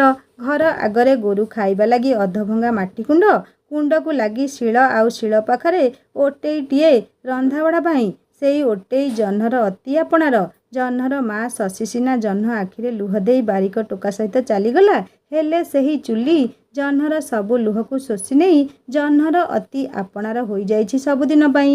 ଜହ୍ନ ଭାବେ, ପାଦରେ ଚପଲ ହଳେ ଥିଲେ ସେ ବି 2ଟା ପାଟ ବେଉଣା କରି ଝୁଡ଼ିଏ ଗୋବର ଆଣନ୍ତା। ସାବତ ମା' ଯେଉଁ ଉଖଣି ହୋଇ ମଝିରେ ମଝିରେ ତାଉ ମାରୁଛି ସେତକ ବି କରନ୍ତାନି। ଚେମି ଏମିତି କେତେ ଗୋବର ଆଣୁଛି କି? ସେ ଗୋଟେ ପକ୍ଷରେ ଗୋବର ଢମାଟା ପୋତି ଦିଅନ୍ତା, 2 ବରଷ 6 ତିଅଣ 9 ଭଜା କରି ଖାଇଲେ ବି ସରନ୍ତାନି। ଆଷାଢ଼ ମାସରେ ଆଉ ଜାଳକୁଟା ପାଇଁ ମା' ପାଖରୁ ଖୁନ୍ଦା ଖାଆନ୍ତାନି। କଅଁଳିଆ ଗୋଡ଼ ଦୁଇଟା କେତେବେଳେ କେମିତି ବିଲ ପାଟରେ ପଶିଗଲେ ଜହ୍ନ କଉଲ ବୋଲି ଡାକ ଛାଡ଼େ। ଜହ୍ନର ଡାକ ଶଶୀ କାନରେ ବାଜେ କି ନାହିଁ ଜାଣେନି, ହେଲେ ସେ ମାଟିମା କାନ ନିଶ୍ଚୟ ବାଜୁଥିବ। ଏକଥା କିନ୍ତୁ ସତ। ହିଡ଼ ମୁଣ୍ଡରେ ଥିବା କୋକିଳି ଖିଆ କଣ୍ଟା ଜହ୍ନ ଗୋଡ଼ରେ ପଶିଗଲେ ଜହ୍ନ ପାଟିରୁ ଶବ୍ଦ ବାହାରେନି। ଗୋବର ଝୁଡ଼ିକୁ ତଳେ କଚାଡ଼ି ଦେଇ ଏକ ଗୋଡ଼ିକିଆ ହୋଇ ପାଦରୁ କଣ୍ଟା ବାହାର କରେ। ଯଦି କେବେ କେମିତି କଣ୍ଟାଟା ଭିତରକୁ ପଶିଯାଏ, ଜହ୍ନ ସେହି କୋକିଳ ଖିଆ କଣ୍ଟାରେ ପାଦରୁ କାଢ଼େ। ଲହୁ ଲୁହାଣ ହୋଇଗଲେ ରକ୍ତ ମୁନ୍ଦକ ଜିଭ ଗାଇ ଶୋଷି ନିଏ। ବାଛି ବାଛି ସେହି କୋକିଳ ଖିଆ ଫୁଲକୁ ଶୋଷିବାକୁ ଲାଗେ। ଆହା କି ମଧୁର ସ୍ୱାଦ! କିଛି ଫୁଲକୁ ତୋଳି ଅଣ୍ଟାରେ ଯାକେ ମିନି ଆଉ କୁନି ପାଇଁ। ଯାହା ହେଲେ ବି ସେମାନେ ତା ଭଉଣୀ। ଥୁଣ୍ଟା ବରଗଛ ମୂଳରେ ବସି ଥକା ନିଏ। ବରପତ୍ରରେ ଚକିରି କରି ଖୁବ୍ ମଜା ନିଏ। ଗଛ ମୂଳରେ ବେଶ୍ ଲମ୍ବା ଧାଡ଼ିଟିଏ ଲାଗିଥାଏ ନାଲିଆ ଜନ୍ଦାଙ୍କର। ଯଦି ଅଜାଣତେ ହାତ କି ଗୋଡ଼ ତାଙ୍କ ଉପରେ ପଡ଼ିଯାଏ, ଧପ୍ କରି କାମୁଡ଼ି ଧରନ୍ତି ସେମାନେ ସ୍ୱର୍ଣ୍ଣରେଖା ପରି। କଅଁଳିଆ ଘାସ ପତ୍ରକୁ ଆଣି ଜହ୍ନ ଘଷିବାକୁ ଲାଗେ ସେହି କାମୁଡ଼ା ସ୍ଥାନରେ। ଜହ୍ନ ଭାବେ ଯଦି ତାଙ୍କ ପାଖରେ 100 ଗାଈ ଥାନ୍ତା, ତେବେ ତାକୁ ଗୋବର ଗୋଟେଇ ଆସିବାକୁ ପଡ଼ନ୍ତାନି। ମନକୁ ମନ ହିସାବ କରେ, ଯଦି ଗୋଟେ ଗାଈ ପାଖରୁ ଗୋଟେ ଝୁଡ଼ି ଗୋବର ଆସେ, ତେବେ ଦିନକୁ 100 ଝୁଡ଼ି ଗୋବର। ମାନେ ଗୋବର ଡମା ପୂରା ହେବାକୁ 3 ଦିନ ବି ଲାଗିବନି। ନାଇଁ ମ, ଗୋଟେ ଗାଈ କ'ଣ ଗୋଟେ ଝୁଡ଼ି ଗୋବର ଝାଡ଼ା କରିବେ? ଗୋଟେ ଝୁଡ଼ି ନହେଲା ନାହିଁ, ଅଧ ଝୁଡ଼ି ତ ଝାଡ଼ା କରିବେ। 3 ଦିନ ବଦଳରେ 6 ଦିନ ଲାଗିବ ଡମା ପୂରା ହେବାକୁ। ତାହେଲେ ଅସୁବିଧା କେଉଁଠି? ଆଉ ସେହି ଡମାରେ ପଶି ଗୋବର ଚକଟିବ ସକାଳୁ ସନ୍ଧ୍ୟା ଯାଏଁ। ଖଳା ଭର୍ତ୍ତି ଘଷି ଫେରା। ବୁଲା ଷଣ୍ଢ ଗାଈ ଗୋରୁଙ୍କୁ ଜଗିବାକୁ ପଡ଼ିବ। ଯଦି ଅଜାଣତରେ ଘଷି ଖଳାରେ ପଶିଲେ, ତେବେ ସତ୍ୟାନାଶ ହୋଇଯିବ ଘଷି ଗୁଡ଼ାକ। ଝୁନି ମିନି ତ ଛୋଟ ଛୁଆ, ସେ ଅବଧାନୀଙ୍କ ପାଖକୁ ନ ଯାଇ କ'ଣ ଘଷିଖଳା ଜଗିବେ? ନାଇଁ, ସେ ଅବଧାନୀଙ୍କ ପାଖକୁ ଯାଆନ୍ତୁ। ମୋତେ କାମ ନିଅଣ୍ଟ। ଗାଁରେ ବି ଚୋରଣୀଙ୍କ ସଂଖ୍ୟା କମ୍ ନୁହେଁ। ଏତେ ବଡ଼ ଘଷି ଖଳାରୁ ଯଦି 2-4 ଯୋଡ଼ା ଘଷି ଚୋରେଇ ନେବେ, ତେବେ ଲାଭ ତକକ ପାଣିରେ ପଡ଼ିବ। କଣ୍ଟା ବାଡ଼ ଦେଇ 4 ଗୋଡ଼ିଆ ଜନ୍ତୁକୁ ସିନା ରୋକି ହେବ, ହେଲେ 2 ଗୋଡ଼ିଆଙ୍କୁ ରୋକିବା ବହୁତ କଷ୍ଟ। ଆପଣା ଲୋକେ ତ ବଡ଼ ଚୋର। କିଏ ଆଉ ଆଜ୍ଞା, ମୋ ବଡ଼ ବୋଉ, ତାକୁ ପାରିବା ବହୁତ କଷ୍ଟ। ସନ୍ଧ୍ୟା ସମୟରେ କେମିତି ବାଗରେ ଆମ ପିଢ଼ାରୁ ଲାଉ କଷିଟିଏ ଲୁଗା କାନିରେ ଜାକି ନେଇଗଲା, ଆମେ କେହି ଧରି ପାରିଲୁନି। ଯୋଗକୁ ତାଙ୍କ ଗୋରୁ କୁଣ୍ଡରୁ ତୋରାଣୀ ମୁନ୍ଦାକ ପାଇଁ କୁଣ୍ଡିଆଟେ ବୁଡ଼ାଇବାରୁ ଲାଉ ମଞ୍ଜି ବାହାରିଲା। ମାଗି ନେଲେ, କେହି ନ ଦେଲେ ନାହିଁ, ମୁଁ 2ଟା ଘଷିଦେବି, ହେଲେ ମା ନ ଜାଣିଲେ ହେଲା। ଫେରାକ ଘଷି ଯଦି 2 ଟଙ୍କାରେ ବିକ୍ରି ହୁଏ, ତେବେ ଗଦାଟା ଭଙ୍ଗା ହେଲେ ଟଙ୍କା 2000ରୁ କମ୍ ହେବନି। ସବୁ ଟଙ୍କା ବାଆକୁ ଦେଇ ଚୂନା ଘଷିରେ ଯେଉଁ କିଛି 50-100 ମିଳିବ, ସେଇ ଟଙ୍କାରେ ସେ ସମସ୍ତଙ୍କ ପାଇଁ ହଳେ ହଳେ ଚପଲ ଆଣିବ। ହଠାତ୍ ଦୁଲୁକାଏ ପବନରେ ବରପତ୍ରରେ ହାତ ତିଆରି ଚକରି ଫୁର୍ କରି ଉଡ଼ି ଯିବାରୁ ଜହ୍ନ ଚିହିଁକି ପଡ଼ିଲା। କିଛି କ୍ଷଣ ପାଇଁ ଜୀବନ ଆକାଶରେ ପୂର୍ଣ୍ଣମୀ ସାଜିଥିବା ସ୍ୱପ୍ନରେ ଗ୍ରହଣ ଘଟିଗଲା। ସ୍ୱପ୍ନର ସତ୍ୟାନାଶ। ପାଣି ଢୋକେ ପିଇଦେଇ ଜହ୍ନ ଜାଳୁ ଜାଳୁ କରି ଚାରିଆଡ଼କୁ ଚାହିଁଲା। ଗାଁର 2-4ଟା ମାଇପଙ୍କୁ ଛାଡ଼ିଦେଲେ ଆଉ କେହି କୁଆଡ଼େ ଦେଖାଯାଉ ନାହାନ୍ତି। ଜହ୍ନ ମନରେ ଥିବା ଅନେକ ସ୍ୱପ୍ନ ସେହି ଗୋବର ଝୁଡ଼ି ଭିତରେ ଯେ କୁଆଡ଼େ ହଜିଯିବ, ସେ କଥା ଜହ୍ନ କୁଆଡ଼ୁ ବୁଝିବ? ପାଣି ବୋତଲଟିକୁ ଝୁଡ଼ି ଭିତରେ ରଖୁ ରଖୁ ଜହ୍ନ ଦେଖିଲା 2-4ଟି ଗୋବର ନଣ୍ଡି ସେ ଗୋଟେଇଛି ମାତ୍ର। ଏମିତି କାମ କରିଲେ 4 ବର୍ଷ ଲାଗିବ ତାକୁ ଢମା ପୂରା କରିବାକୁ। ନ କହିବା ଲୋକେ ବି କହିବେ। ଆଷାଢ଼ ଆସିଲେ ଜାଳକୁଟା ଲାଗି ପୁଣି ବାରହୀନସ୍ଥା ହେବାକୁ ପଡ଼ିବ। ବେଶୀ ସମୟ ବସିଗଲେ ସ୍ୱର୍ଣ୍ଣରେଖା ତଣେ ସମୟର ହିସାବ ମାଗିବ। ତରତର ହୋଇ ଉଠି ପଡ଼ିଲା ଜହ୍ନ ଗୋବର ଗୋଟାଇବା ଲାଗି। ଜହ୍ନ ଘରକୁ ଫେରିଲା ବେଳକୁ ସୂରୁଜ ମଥା ଟପି ସାରିଲାଣି। ବହୁ କଷ୍ଟରେ ଅଧ ଝୁଡ଼ି ଗୋବର ଗୁଡ଼ିକୁ ଢମା ଭିତରେ ପକାଇ ଝୁଡ଼ିକୁ ଓଲଟାଇ 2 ପହର ଦେଲା। ଝୁରା ଗୋବର କିଛି ତଳେ ଛିଟିକି ପଡ଼ିଲା। ତା ସହିତ ଝୁଡ଼ି ପଛରେ ବିଣ୍ଡିଆ ଦିଆ ଥିବା ଆଳୁ ପଟି 2ଟା ବି ବାହାରି ଆସିଲା। ଏହା ଦେଖି ଜହ୍ନ କହିଲା, ନା ନା, ଆଜି ବେଳଉଣ୍ଡି ବଡ଼ ବୋଉକୁ ଧୂଳି ଗୁଣ୍ଡି ଦେଇ ସିଲାଇ ମାରିବାକୁ ପଡ଼ିବ। କିଏ ଆଉ କେତେଥର ୟାକୁ ବିଣ୍ଡିଆ ଦେବ? ଅଧ ଝୁଡ଼ି ଗୋବର ହେଲେ ଝୁଡ଼ିଟା ବେତେଇ ଯାଉଛି। ଏମିତିରେ ପାତିଆ ଗୁଡ଼ିକ ପାଣି ଖାଇଗଲାଣି। କେବେ କେବେ ନଖ କଣରେ ଖେଞ୍ଚି ହେଇଗଲେ ବହୁତ କଷ୍ଟ ହୁଏ। ଏମିତିରେ 10 ଟଙ୍କାର ଝୁଡ଼ି। 2 ବର୍ଷ ଗଲା, ଆଉ କେତେ ଦିନ ଯାଇଥାନ୍ତା? ଏକା ସହିତ 5 ମାଇପେ ମିଶି 5 ହଳ ଝୁଡ଼ି ରଖିଥିଲେ। ସେହି 5 ହଳ ଝୁଡ଼ିରୁ 5 ହଳ ଝୁଡ଼ି ଅଛି, ହେଲେ ଗାଁର ସେହି ମାଇପ 5 ନାହାନ୍ତି। ସତୀ ମା'କୁ ମ୍ୟାଲେରିଆ ଜ୍ୱର ହେଲା। ଜ୍ୱରଟା ମୁଣ୍ଡକୁ ଚଢ଼ିଗଲା। କଳସି ଲଗେଇ ଯେତେ ଝଡ଼ା ଫୁଙ୍କା କରିଲେ ଜ୍ୱର ତଳକୁ ଖସିଲାନି। ମା'ଙ୍କ ହୁକୁମ ହେଲା, 108 ପାଣି ଢାଳ। ପାଣି ଢଳା ସରିଲା ବେଳକୁ ସତୀ ମା ପୂରା ଠେଙ୍ଗା। କାଳିଶୀ ମା କ୍ରୋଧ କରିବାରୁ ଗାଁରେ ମ୍ୟାଲେରିଆରେ ପ୍ରଥମ ମୁଣ୍ଡ ଗଡ଼ିଥିଲା। ସେଦିନ ଜହ୍ନର ମନେ ଅଛି। ଯେଉଁଦିନ ସେ କାଖରେ ଝୁଡ଼ି ଧରି ବିଲ ବୁଲି ବାହାରିଥିଲା, ସ୍ୱର୍ଣ୍ଣରେଖା କହିଥିଲା ଝୁଡ଼ି ପୂରଣ ନହେଲେ ଘରକୁ ଫେରିବୁନି। ସେତେବେଳର କଥା ଅଲଗା ଥିଲା। ହେଲେ ଆଜିକାଲି ଗାଁ ଗହଳିରେ ଗାଈ ଗୋରୁଙ୍କ ସଂଖ୍ୟା କମିଲାଣି। ସବୁ ତ କଂସେଇ ହାତରେ ବିକ୍ରି କଲେ। ଗୋବର ନଣ୍ଡା ପାଇଁ ବାର ହୀନସ୍ତା ଯାହା। ଏଥର ଗାଁ ଝୁଡ଼ି ବିକାଳି ଆସିଲେ ବାଆକୁ କହି ଭଲ ମଥା ପାଟର ଝୁଡ଼ି ରଖିବି। ଶୁଣିଥିଲି ସେ ଝୁଡ଼ିର ପାତିଆ ଗୁଡ଼ିକ କୁଆଡ଼ୁ 2-4 ପକ୍ଷ ଯାଏଁ ସଳଖି ରହିଥିବ। ନିଜ ମନ ବୁଝିନି ଗୋବର୍ଦ୍ଧନ ଅବା ଜହ୍ନର ମନକୁ ବୁଝିବେ କେମିତି? ଜହ୍ନ ଘରକୁ ଆସି ଦେଖିଲା ମା ସ୍ୱର୍ଣ୍ଣରେଖାର ଆଖି ଲାଗି ଯାଇଛି। ପାଖରେ ଛୋଟ ଭାଇଟି ଗଭୀର ନିଦ୍ରାରେ ଶୋଇଛି। ଜହ୍ନର ଭାରି ମନେ ହେଲା ଭାଇର ମୁହଁ ଦେଖିବାକୁ। ହେଲେ କବାଟ ଫାଙ୍କରୁ ଯେତେ ଚେଷ୍ଟା କରିଲା ଦେଖିବାକୁ, ଦେଖିପାରିଲାନି। ହାୟରେ ଜହ୍ନ, ତୋ ଭାଗ୍ୟ। ନିଜ ଅଣ୍ଟା ଖୋସାରେ 3 ଭାଗ କରିଥିବା କୋକିଳ କଣ୍ଟାର ଫୁଲକୁ ଠଣା ଭିତରେ ରଖିଥିଲା। ଯେମିତି ମିନି କି କୁନିର ହାତ ପାଇବନି। ଯିଏ ଆଗ ଦେଖିବ ସିଏ ସବୁ ଯିବ। ଯିଏ ନ ପାଇବ ଦିନ ଭରି ରାତ ଧରି କାନ୍ଦୁଥିବ ଯେ କାନ୍ଦୁଥିବ। ଜହ୍ନନାନୀ ମୋତେ ଆଣିଦେ କହି ପଛ ଛାଡ଼ିବେନି। ଅଲଣାରୁ ପିନ୍ଧା ଜାମାଟେ ନେଇ ଜହ୍ନ ଗାଁ ତୁଠକୁ ଚାଲିଲା। ମାଆକୁ ନୁଚେଇ ଗୁଣ୍ଡ ଚିମୁଟାଏ ଆଣିଛି ମୁଣ୍ଡ ସଫା କରିବାକୁ। ଜାମାକୁ ତୁଠ ପଥର ଉପରେ ରଖି ମଥାରେ ପାଣି ଦେଇ ବାଁ ହାତର ଚଳୁରେ ରଖିଥିବା ଗୁଣ୍ଡକୁ ମୁଣ୍ଡରେ ହାତ ବୁଲାଇ ଘଷିଲା। ଝୁମ୍ପୁରା ଅଲୁରି ବାଳକୁ ଚିମୁଟାଏ ଗୁଣ୍ଡ କୁଆଡ଼ୁ ଆନ୍ତା? ସବୁଆଡ଼ୁ ଅଧା। ଜନ୍ମ ଅଧା, ମୃତ୍ୟୁ ଅଧା, ରାଧା ବି ଅଧା। ସେହି ସମୟରେ ବଡ଼ ବୋଉ ବାସନ୍ତୀ ଗୁଡ଼ାଖୁରେ ଦାନ୍ତ ମାଜି ମାଜି ଆସି ତୁଠରେ ପହଞ୍ଚିଲା। ଜହ୍ନକୁ ଦେଖି କହିଲା, କିଲୋ ଜହ୍ନ, କିଲୋ ଗୋବର ଗୋଟେଇ ଆସିଲୁଣିଟି? ହଁ ବଡ଼ ବୋଉ, ଏବେ ଆସିଲି ପରା। କେତେ ଗୋବର ଆଣିଲୁ ବା? ପାଣି ଭିତରେ ଦେହ ମାଜୁ ମାଜୁ ଜହ୍ନ କହିଲା, ନାଇଁଲୋ ବଡ଼ ବୋଉ, ଅଧ ଝୁଡ଼ିଏ ଗୋବର ବି ହେଲାନି। ଆଜିକାଲି ଆର ଗାଁ ମାଇପ ଦଳ ପରା ଆମ ପାଟରେ ଗୋବର ଗୋଟଉଛନ୍ତି। ଆମକୁ ଆଉ କେତେ ମିଳିବ? ପାଟିରୁ ଗୁଡ଼ାଖୁ ଛେପକୁ ଥୁ କରି ପାଣି ଭିତରକୁ ଫୋପାଡ଼ି ବାସନ୍ତୀ କହିଲା, ବଡ଼ ବୋଉକୁ ମିଛ କହୁଛୁ? ସତ କହିଲେ ବାସନ୍ତୀ କ'ଣ ତୋ ଗୋବର ଢମାରୁ ଗୋବର ନେଇଯିବ ନା ଗାଁରେ ହାଟ ବସାଇ ଖବର ଫୋପାଡ଼ିବ? ପାଣିରେ ବାସନ୍ତୀ ଫୋପାଡ଼ିଥିବା ଗୁଡ଼ାଖୁ ଛେପ ଉପରକୁ ଜହ୍ନ ପାଣି ଚହଲେଇ କହୁଥାଏ, ନାଇଁଲୋ ବଡ଼ ବୋଉ, ତୋତେ କ'ଣ ପାଇଁ ମିଛ କହିବି ଯେ? ଗୋବର କ'ଣ ମୁଁ ଘର ଭିତରେ ଲୁଚେଇ ରଖିଛି? ଢମାରେ ତ ଗୋବର ପଡ଼ିଛି। ଯଦି ମୋତେ ସତ ନ ମାନୁଛୁ ନିଜେ ଯାଇ ଦେଖି ନେବୁ। ପାଟିରେ ଚଳୁଏ ପାଣି ପୁରାଇ 2 କଳକୁ ବୁଲାଇ ଥୁ କରି ବାସନ୍ତୀ କହିଲା, ତୋ ବଡ଼ ବୋଉକୁ ତୁ କ'ଣ ବୋଲି ଭାବିଲୁ କି? ବେହେରା ଘରର ଝିଅ ବୋଲି ଆଜି ପର୍ଯ୍ୟନ୍ତ କେତେ ନାଁ। ମୋ ବାପା ଜେଜେଙ୍କ ନାଁ କହିଲେ ଲୋକେ କାନ ଧରନ୍ତି। ମୁଁ ପୁଣି ଯିବି କାହା ଗୋବର ଢମାରେ ମୁହଁ ଝାଙ୍କିବାକୁ? ଆଲୋ, ଗାଁ ମାଇପେ କହୁଥିଲେ ତୋ ଝିଆରୀ ପାଟରେ ଅଣ୍ଟା ଭାଙ୍ଗିଲେ ବଗ ପକ୍ଷୀ ଭଳିଆ ହାତ ମାରି ଚାଲୁଛି। ସେଇଥିପାଇଁ ପଚାରିଲି। ତୁ ଅଧିକା ଆଣିଲେ ତ ବଡ଼ ବୋଉର ନାଁ। ଜହ୍ନ ଜାଣିଛି ତା ବଡ଼ ବୋଉ କେତେ ବଡ଼ କଥା ଫୋପାଡ଼ି। ଏମିତି କଥା କହିବ ଯେମିତି ବଡ଼ମ୍ବା ରାଜାର ଝିଅ। ହାଣ୍ଡିରେ ନାଉତୁଣ ପାଇଁ ଏଚାଳ ସେଚାଳ ହେଉଥିବୁ। ଘଷି ଗଦାରୁ ଘଷି ଚୋରି କରିବା ଲୋକ, ସେ ପୁଣି ଢମାକୁ ମୁହଁ ଝାଙ୍କି ଚାହିଁବନି? ବା ବତାସରେ ଲୋକେ ଘରେ ରୁହନ୍ତି। ହେଲେ ବଡ଼ ବୋଉ କାହା ନଡ଼ିଆ ଗଛ, କାହା ପିଜୁଳି ଗଛ ଅଣ୍ଡାଳି ହେଉଥିବ।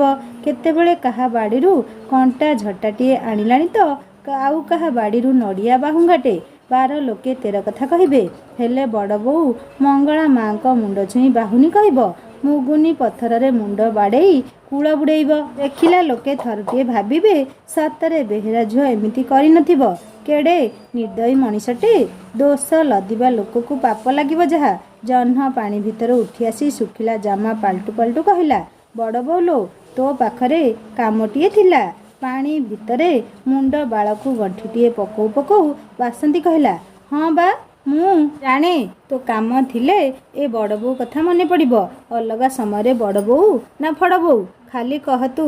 ଏ ଗାଁଟା ଯାକ ପଚାରି ଆସିବୁ ଯା। ଏ ବାସନ୍ତୀକୁ କିଏ କହ କହିଛି? ଆଉ ଏ ବାସନ୍ତୀ ତାକୁ ମନା କରିଛି? ଏଇଟା କେବେ ବି ହୋଇନି। ହେଲେ କେଇଟା ରାଣ୍ଡି ମାଇପଙ୍କ ଲାଗି ଏ ବାସନ୍ତୀ ଆଜି ବଦନାମ। ଆରେ ମୁଁ ସତରେ ଅଛି ବୋଲି ମୋ ମଥାରୁ ସିନ୍ଦୁର ଖସିନି? ମୁଁ କ'ଣ ଜାଣିନି ଲୋକେ ମୋ ପଛରେ କ'ଣ କହୁଛନ୍ତି? ଆରେ ଗାଁ ଦାଣ୍ଡରେ ହାତୀ ଗଲେ କୁକୁର ଭୁକିବେ କୁହନ୍ତୁ। ଏହି ବେଉଲଜିଆ ଗୁଡ଼ାକର କାମ ପଡ଼ିଲେ ଲାଞ୍ଜ ଜାକି ପୁଣି ଏଇ ବାସନ୍ତୀ ପାଖକୁ ଆସିବେ। ନିଜ ଓଦା ଜାମାକୁ ପଥର ଉପରେ କାଚୁ କାଚୁ ଜହ୍ନ ତେଲେଇ କରି କହିଲା, ଆରେ ମୋ ବୋଉକୁ ମୁଁ କ'ଣ ଜାଣିନି ଯେ ମୋତେ ଆଉ କାହାକୁ ପଚାରିବାକୁ ପଡ଼ିବ? ଆରେ ଯିଏ ଯାହା କହୁଛି କହୁ। ଆମେ କ'ଣ ଥାଳିଆ ତାଟିଆ ନେଇ କାହା ଦୁଆର ବନ୍ଧ ଉପରେ ବସୁଛୁ ଯେ ଆମକୁ କିଏ ହୁର ହୁର କରିବ? ହାଜର ଲୋକଙ୍କର ହଜାରେ କାମ ମୋ ବଡ଼ ବୋଉ କରିଛି, ଏ ଆଖି କ'ଣ ଦେଖିନି? ବାସନ୍ତୀକୁ ଜହ୍ନର ଏ ତେଲମରା କଥା ଭଲ ଲାଗିଲା। ମନେ ମନେ ହସି ହସି କହିଲା, ଥାଉ ସେତିକି ମ। ନିଜ ବାହାଦୁରିଆ କାମ ଶୁଣିବାକୁ ଆଉ କାହାକୁ ଭଲ ଲାଗୁଥିବ, ହେଲେ ଏ ବାସନ୍ତୀକୁ ନୁହେଁ। ତୋର କି କାମ ଅଛି କହ। ପାଲଟା ଜାମାକୁ ଧୋଇ ସାରି ଚିପୁଡ଼ି ଚିପୁଡ଼ି ଜହ୍ନ କହିଲା, ନାଇଁଲୋ ବଡ଼ ବୋଉ, ବେଶୀ କିଛି କାମ ନୁହେଁ। ସେ ଝୁଡ଼ିଟାରେ ବିସ୍ତିଆ ଖସି ଯାଇଛି, ଟିକେ ସିଲାଇ କରିଦିଅନ୍ତୁନି। ଭିତର ଉପରକୁ ଉଠି ଆସି ବାସନ୍ତୀ କହିଲା, ଆଲୋ କେତେ ଲୋକଙ୍କର କେତେ କାମ ଏ ବାସନ୍ତୀ କରୁଛି, ନିଜ ଝିଆରୀର କାମ କରିବିନି? ହଉ ଆଉ ଘଡ଼ିଏ ପରେ ଘରକୁ ନେଇ ଆସିବୁ। ଏମିତି ବିନ୍ଧ ମାରିବି ଯେ ଫାଳିଆ ଗୁଡ଼ିକ ବାହାରିଯିବ, ହେଲେ ବିନ୍ଧ ବାହାରିବନି। ସେଇ ଘରକୁ ସାହାରା ଦେବା ଲାଗି ପଡ଼ିଥିବା ବାହୁଙ୍ଗା ଉପରେ ଓଦା ଜାମାକୁ ଫୋପାଡ଼ି ଦେଇ ଜହ୍ନ ଚଉରା ମୁଣ୍ଡରେ ପାଣି ଟୋପେ ଦେଇ ମୁଣ୍ଡିଆ ମାରିଲା। ଚଉରା କହିଲେ 2 ଖଣ୍ଡ ଇଟା ଉପରେ ଭଙ୍ଗା ଠେକିଟିଏ, ଠେକି ଭିତରେ ଗୋଟେ ଥୁଣ୍ଟା ତୁଳସୀ ଗଛ ଆଉ ବେଶ କିଛି ଦିନ ବାରମାସୀ ଫଳନ୍ତି ଲଙ୍କା ଗଛଟିଏ। ମିନିକି କୁନି ଲଙ୍କା ମଞ୍ଜି ଗୁଡ଼ିକ ଠେକି ଭିତରେ ଫୋପାଡ଼ିଥିଲେ ସେ କଥା ମା ସତୀଙ୍କ ଛଡ଼ା କେହି କହିପାରିବେନି। ପହିଲି ଆଷାଢ଼ ଯେତେବେଳେ ଧରିତ୍ରୀ ଛୁଇଁଲା, ମେଞ୍ଚେ ଗଛ ଉଠିଥିଲା ସେଇ ଠେକି ଭିତରେ। ଜହ୍ନ ତ ଚାହିଁଥିଲା ସବୁ ଉପାଡ଼ି ଫୋପାଡ଼ି ଦେବ, ହେଲେ ଛୁଆ ଭଉଣୀଙ୍କ କାନ୍ଦ ବୋବାଳି ଦେଖି ଜହ୍ନ ଗଛଟିଏ ଛାଡ଼ିଦେଲା। ତୁଳସୀ ଗଛରେ ପତ୍ରଟିଏ ଫଳେନି, ହେଲେ ଲଙ୍କା ଗଛରେ 12 ମାସ ଲଙ୍କା। ସେଇଟି ନିଇତି ଧୋଇ ସାରିବା ପରେ ଜହ୍ନ ପାଣି ମୁନ୍ଦେ ଦେଇ ମୁଣ୍ଡିଆ ମାରେ, ସନ୍ଧ୍ୟାରେ ସଳିତା ଜଳେ, ଘଣ୍ଟା ଘଣ୍ଟି ବଜାଇ ମା'ଙ୍କୁ ପୂଜାର୍ଚ୍ଚନା କରେ। ଯାହା ହେଉ ଏତେ ସମୟ ପରେ ପାଟ ଦେଇ ଘରକୁ ଆସିଲେ। ଓହୋ କି ଭାଗ୍ୟ ମୋର ସତେ, ମା'ଙ୍କ ଦର୍ଶନ ମିଳିଲା। ହଇଲୋ ଚୋରଣୀ, ଡେହେଙ୍ଗା ମୁହିଁ, କାହାକୁ ପଚାରି ମୋ ମୁଣ୍ଡ ସଫା ଗୁଣ୍ଡ ନେଇଥିଲୁ ବା? ଭାବୁଛୁ ଏମିତି ନୁଚେଇ ଛୁପେଇ ନେଲେ କେହି ଜାଣିପାରିବେନି? ତୁ ରଖିଥିଲୁ ନା ତୋ ବୋପା ମା ରଖିଥିଲେ? ଛୁଆଟା ଜନ୍ମ ହେବା ପରଠୁ ମୁଣ୍ଡ ବାଳ ଜଟ ପଡ଼ିଗଲାଣି। ସାନ ଭାଇ ଘରକୁ ଆସିଥିଲା ଯେ 10 ଟଙ୍କା ଦେଇ ଯାଇଥିଲା, ସେଇଥିରେ ଗୁଣ୍ଡ ଟିକକ ଆଣିଥିଲି। ସେଥିରେ ବି ପାଟ ଦେଇଙ୍କ ନଜର ପଡ଼ିଗଲା। ଯେଉଁ ଚେହେରାକୁ ଉପରେ ପୁଣି ବାଳ, କୋଉ ଟୋକା ଦେଖିବାକୁ ଆସୁଛି ବା ତୋତେ? ମୁଣ୍ଡ ବାଳ ଫୁରୁଫୁରୁ କରି ରମ୍ଭା ନୃତ୍ୟ କରିବୁ କି? ଯାହା ତୋତେ ମରନ ହେଲାନି ଲୋ ଉଙ୍କୁଣି। ମା ସ୍ୱର୍ଣ୍ଣରେଖା କଥା ଶୁଣି ଓଟେଇ ପାଖରେ ଜହ୍ନ ସେପରି ଛିଡ଼ା ହୋଇଥାଏ। ଦେହଟା ଶୁଖି ଝାଳେଇ ଗଲାଣି। କେତେ ବଡ଼ ଭୁଲଟାଏ କରିଦେଇଛି ସତେ। ସବୁଦିନ ତ ବାଲିଗୁଣ୍ଡ ଆଉ ବନ ମାଟି ମାରି ମୁଣ୍ଡ ସଫା କରୁଥିଲା, ବହୁତ ପରିଷ୍କାର ଭାବେ ସଫା ହୋଇଯାଉଥିଲା ମୁଣ୍ଡ। ଆଜି ମନରେ କିଏ ଭୂତ ପୁରାଇଲା କି କ'ଣ ସେ ଗୁଣ୍ଡ ଟିକକ କ'ଣ ପାଇଁ ନେଲା? ମା ସତ କହୁଛି, ସେ ଚୋରଣୀ ନୁହେଁ ତ ଆଉ କ'ଣ? ଏହି କିଛି ସମୟ ପରେ ସେ ବଡ଼ ବୋଉ ବାସନ୍ତୀକୁ ଚୋରି କରିଥିବା ପାଇଁ ମନେ ମନେ ବେଶ କିଛି କଥା କହିଥିଲା, ଅଥଚ ନିଜେ ସେହି କାମ କଲାବେଳେ ସେତକ ଟିକେ ଭାବିଲାନି।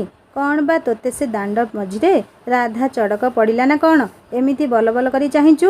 କ'ଣ ଖାଇବୁ ମୋତେ? ହଇଲୋ ଉଙ୍କୁଣି, କହିବା ପରେ ବି କ'ଣ ଏମିତି ଚାହୁଁଛୁ? ରାଗେ ଗରଗର ହୋଇ ସ୍ୱର୍ଣ୍ଣରେଖା ଘର ଭିତରୁ ବାହାରି ଜହ୍ନର କେଶକୁ ଧରି 2 ପଟା ତଳେ ଗଡ଼େଇ ଦେଲା। ଜହ୍ନ ବୋଉଲୋ ବାପଲୋ ହେଉଥାଏ। ଘୋଷାଡ଼ି ଘୋଷାଡ଼ି ନେଇ ବାସି ତୋରାଣୀ କୁଣ୍ଡରେ ମୁଣ୍ଡକୁ ବୁଡ଼େଇ ଦେଲା। ଅଣନିଶ୍ୱାସୀ ହୋଇ ଜହ୍ନ 2-4 ଢୋକ ତୋରାଣୀ ପିଇ ପକେଇଲା। ଗଁ ଗଁ ଗଁ, ସଁ ସଁ, ଉଁ ଉଁ। ଜହ୍ନର ବିକଳ ରୋଦନ ସ୍ୱର୍ଣ୍ଣରେଖା ଆଗରେ ମଳିନ ପଡ଼ିଲା। ଯୋଗୁଁ ଭଲକୁ ଛୋଟ ପୁଅର କାନ୍ଦିବାର ଡାକ ଶୁଣିବାରୁ ସ୍ୱର୍ଣ୍ଣରେଖା ଜହ୍ନକୁ କହିଲା, ତୋ ଭାଗ୍ୟ ଭଲ ମୋ ପୁଅ ଉଠିଗଲା, ନହେଲେ ଏଇ ତୋରାଣୀ କୁଣ୍ଡରେ ବୁଡ଼େଇ ବୁଡ଼େଇ ତୋ ଜୀବନ ନେଇଥାନ୍ତି। ଏହା କହି ସ୍ୱର୍ଣ୍ଣରେଖା ଆଉଥରେ ଜହ୍ନର ମୁଣ୍ଡକୁ ତୋରାଣୀ ଭିତରେ ବୁଡ଼େଇ ରଖିଲା। ଜହ୍ନ ଜୀବନ ପାଇଁ ଛାଟିପିଟି ହେଉଥାଏ। ଜହ୍ନ ଛାଟିପିଟି ହେବାରୁ ଅଧାଭଙ୍ଗା ତୋରାଣୀ କୁଣ୍ଡଟି ସମ୍ପୂର୍ଣ୍ଣ ରୂପେ ଭାଙ୍ଗିଗଲା, ଯାହା ଫଳରେ ତୋରାଣୀ ଗୁଡ଼ିକ ସ୍ୱର୍ଣ୍ଣରେଖାର ପାଦ ତଳ ଦେଇ ଅସମ୍ପୂର୍ଣ୍ଣ ତୁଳସୀ ଚଉରାକୁ ଛୁଇଁ ଦୋକରି ଭିତରେ ଜମା ହେଲା। ଓଟେଇ ଉପରେ ପଡ଼ିଥିବା ଜହ୍ନର ଓଦା ଜାମାରେ ହାତ ଗୋଡ଼ ପୋଛି ସ୍ୱର୍ଣ୍ଣରେଖା ତଳେ ପଡ଼ିଥିବା ଜହ୍ନ ଉପରକୁ ଫୋପାଡ଼ି ଘର ଭିତରକୁ ଗଲାବେଳୁ କହିଲା, ଭାବେନି ଏତିକିରେ ତୋତେ ମୁଁ ଛାଡ଼ିଦେବି। ତୋ ଜୀବନ ହେଲେ ମୋତେ ଶାନ୍ତି ମିଳିବ ଏକା। ଆଲୋ କଥାରେ ଅଛି ପରା, ରାଣ୍ଡି ଝିଅ ରାଣ୍ଡି, ତୁଳସୀ ଆସିବ କେଉଁଠୁ? ତୋ ମା ରାଣ୍ଡି ଛାଡ଼ି ଯାଇଛି ଏଠି କ'ଣ ମୋ ଭଲମନ୍ଦ ଜିନିଷ ଉପରେ ଆଖି ପକେଇବାକୁ? ବୋପା କହିବ, ମୋ ଝିଅ ଏକା ପ୍ରକାରେ ତୁଳସୀ, ହେଲେ ଝିଅ ଏଠି ଚୋରି କରୁଛି, ବୋପାକୁ ଜଣା ନାହିଁ। କ୍ଷୀରରେ ଧୋଇଲେ ମୁଣ୍ଡରେ ମୋହିଲେ ନିମ୍ବକି ମଧୁର ହୋଇବ, ଯେତେ ପରକାରେ ବୁଝାଇ କହିଲେ ପରକି ଆପଣା ହୋଇବ। ମଣିଷ, ସ୍ୱର୍ଣ୍ଣରେଖା ଜଣେ ମଣିଷ, ଜହ୍ନ ବି ଜଣେ ମଣିଷ। ପାଠକେ ଆଜ୍ଞା, ଆପଣ ବି ଜଣେ ମଣିଷ, ଆଉ ମୁଁ ବି ଜଣେ ମଣିଷ। ଆମକୁ ଜନ୍ମ ଦେଲା କିଏ? ସେ କଥା କେହି କେବେ ଭାବନ୍ତିନି। କେଇଟା ଦିନରେ ଅସ୍ତିତ୍ୱ କେଉଁଆଡ଼େ ବିଲୀନ ହୋଇଯିବ, ସେ କଥା ଭାବିବାକୁ କାହା ପାଖରେ ସମୟ ନାହିଁ। ଧନ ପାଇଁ ଧାଁ, ରୁଟି ପାଇଁ ରା, ଚାଲୁଛି ଯେ ଚାଲୁଛି, ବନ୍ଦ ହେବାର ନାଁ ହିଁ ଧରୁନି। ଆରେ ବାଇଆ ମନ, ଆଜି ତୁ ଯେଉଁଠି ଅଛୁ ଗତକାଲି ଆଉ କେହି ସେଠାରେ ଥିଲା, ଆଉ ଆସନ୍ତାକାଲି ତୋ ଜାଗାରେ ଆଉ କିଏ ଥିବ, ଏକଥା ଭୁଲରେ ବି ଭୁଲିବୁନି। ଜହ୍ନ ତୋରାଣୀ କୁଣ୍ଡରୁ ଉଠିଲା। ନାକ, ପାଟି, ମୁହଁ, କେଶରେ ପଚା ଭାତ ଆଉ ପରିବା ବୋଳି ହୋଇଥାଏ। କାହାକୁ କହିବ ଦୁଃଖ ତାହାର? ମା ଯିବା ଦିନଠୁ ବା ସହିତ ସେ ଭଲରେ କଥା ହୋଇନି। ନା ଥାଉ, ଏଇଟା ତ ମୋର ନିତିଦିନିଆ ଅଭ୍ୟାସ ହୋଇଗଲାଣି। ମା କୋଉ ମୋତେ ଘରୁ ବାହାର କରିଦେଲା ଯେ ଘଣ୍ଟ ବାଡ଼େଇ ହାଟ ବସେଇବି। ନିଜ ମାଟା ଫୋପାଡ଼ି ଦେଇଗଲା, କମ୍ ସେ କମ୍ ସାବତ ମା ଫୋପାଡ଼ି ଦେଇନି ତ। ଏଭଳିଆ ମାକୁ ନିନ୍ଦିବା ନର୍କ ଭୋଗ କରିବା ସହିତ ସମାନ। ଏମିତିରେ ଭୁଲ କରିଲେ ମା ମାନେ ଯଦି ନ ମାରିଲେ ପିଲାମାନେ ଅବାଟକୁ ଚାଲିଯିବେନି। ସତରେ ଜହ୍ନ ମନରେ ମା ଲାଗି କେତେ ଦରଦ, ସେ କଥା ସ୍ୱର୍ଣ୍ଣରେଖା କାହୁଁ ବୁଝିବ। ଯୋଗକୁ କୁଣ୍ଡିଆରେ ଗୋଡ଼ ଧୁଆ ପାଇଁ ପାଣି ଥିଲା। ମୁଣ୍ଡରେ ପାଣି ଢାଳିବାକୁ ଯାଉ ଯାଉ ଜହ୍ନର ହାତ ମଥା ପାଖରେ ରହିଗଲା। ଗୋଟେ ଜାମା ମେଦ କୁଣ୍ଡରେ ପଡ଼ିଛି, ଆଉ ପିନ୍ଧା ଜାମାଟିରେ ମେଦ ପାଣି ବୋଳି ହୋଇ ଦୁର୍ଗନ୍ଧ ହେଉଛି, ଆଉ ଜାମା ଖଣ୍ଡିଏ ବି ନାହିଁ। ଏହା କହି ଜହ୍ନ ଘର ଭିତରୁ ଛିଡ଼ା ଜରି ପାଲଟି ଆଣିଲା। ଗାଧୋଇ ସାରି ସେ ପାଲଟିକୁ ଦେହରେ ଗୁଡ଼େଇ ହେଲା। ଲାଜ କ'ଣ ପାଇଁ ମାଡ଼ିବ ଯେ? ଏତେ ବଡ଼ ଟାଣ ଖରାରେ କପଡ଼ା ଦୁଇଟା ଶୁଖିବାକୁ କେତେ ସମୟ ନେବ? ଏମିତି ସେତିକି ସମୟ ପର୍ଯ୍ୟନ୍ତ ଏ ପାଲ କ'ଣ ତା ଶରୀରକୁ ଘୋଡ଼ାଇ ରଖିପାରିବନି? ଜହ୍ନ ଭିତର ଘରକୁ ଯାଇ ଦେଖିଲା ରୋଷେଇ ହୋଇନି। ମା ସ୍ୱର୍ଣ୍ଣରେଖା ଆଉ କିଛି ସମୟ ପରେ ଖାଇବାକୁ ମାଗିବ। ତର ତର ହୋଇ ଚୁଲିରେ ଭାତ ବସେଇ ବାଡ଼ିରୁ ପୋଇ ନଟାଟିଏ ଆଉ ସାରୁମୁଣ୍ଡା ଆଣିଲା। ଯୋଗକୁ 2 ଦିନ ତଳେ ଦଳ କୁଦି ଆଣିଥିବା କଙ୍କଡ଼ାରୁ 4ଟି ମାଟି ବଣାରେ ପଡ଼ିଥିଲା। କଙ୍କଡ଼ାକୁ ବାଛିଲା ବେଳେ ମାଇ କଙ୍କଡ଼ାଟି ତା ବୁଢ଼ା ଗୋଡ଼ରେ ଜହ୍ନର ହାତକୁ କାମୁଡ଼ି ଧରିଲା। ଜହ୍ନ କାନ୍ଦି ପାରିବନି ଜୋରରେ। କାନ୍ଦିଲେ ଯଦି ଛୋଟ ପୁଅର ନିଦ ଭାଙ୍ଗିଯିବ, ତେବେ ସ୍ୱର୍ଣ୍ଣରେଖା ରଖେଇ ଦେବନି। ହାତକୁ କଙ୍କଡ଼ା କାମୁଡ଼ି ଧରିଥାଏ। ତେଣେ ଭାତ ହାଣ୍ଡି ଉତୁରି ପଡ଼ିଲାଣି। ମରିବ ତ କେଉଁଆଡ଼ୁ ମରିବ ଜହ୍ନ। କଙ୍କଡ଼ାର ଗୋଡ଼କୁ ହାତରେ ଝିଙ୍କି ଗରମ ହାଣ୍ଡିକୁ ହାତରେ ଧରି ତଳକୁ ଓହ୍ଲେଇ ଦେଲା। କଙ୍କଡ଼ା କାମୁଡ଼ା ଯୋଗୁଁ ହାତ ଖଣ୍ଡିଆ ହୋଇଯାଇଥାଏ। ତେଣେ ତତଲା ହାଣ୍ଡି ଯୋଗୁଁ ହାତରେ ଚେଙ୍କ ଲାଗିଗଲା। ଉ ଉ ଉ ହୋଇ ଜହ୍ନ ହାତକୁ ନେଇ ପାଣି କୁଣ୍ଡିଆରେ ବୁଡ଼େଇ ଦେଲା। ଦେହରେ ଗୁଡ଼ାଇଥିବା ପାଲ ଅଖାଟି ତଳେ କେବେଠୁ ଖସି ପଡ଼ିଛି, ସେ କଥା ପ୍ରତି ଜହ୍ନର ନିଘା ନାହିଁ। ସାଙ୍ଗମାନେ, କାହାଣୀଟିକୁ ଏଇଠି ଅଧାରୁ ରଖୁଛି। କାହାଣୀଟି କେମିତି ଲାଗିଲା ମୋତେ ନିଶ୍ଚୟ କମେଣ୍ଟ କରି ଜଣାଇବେ।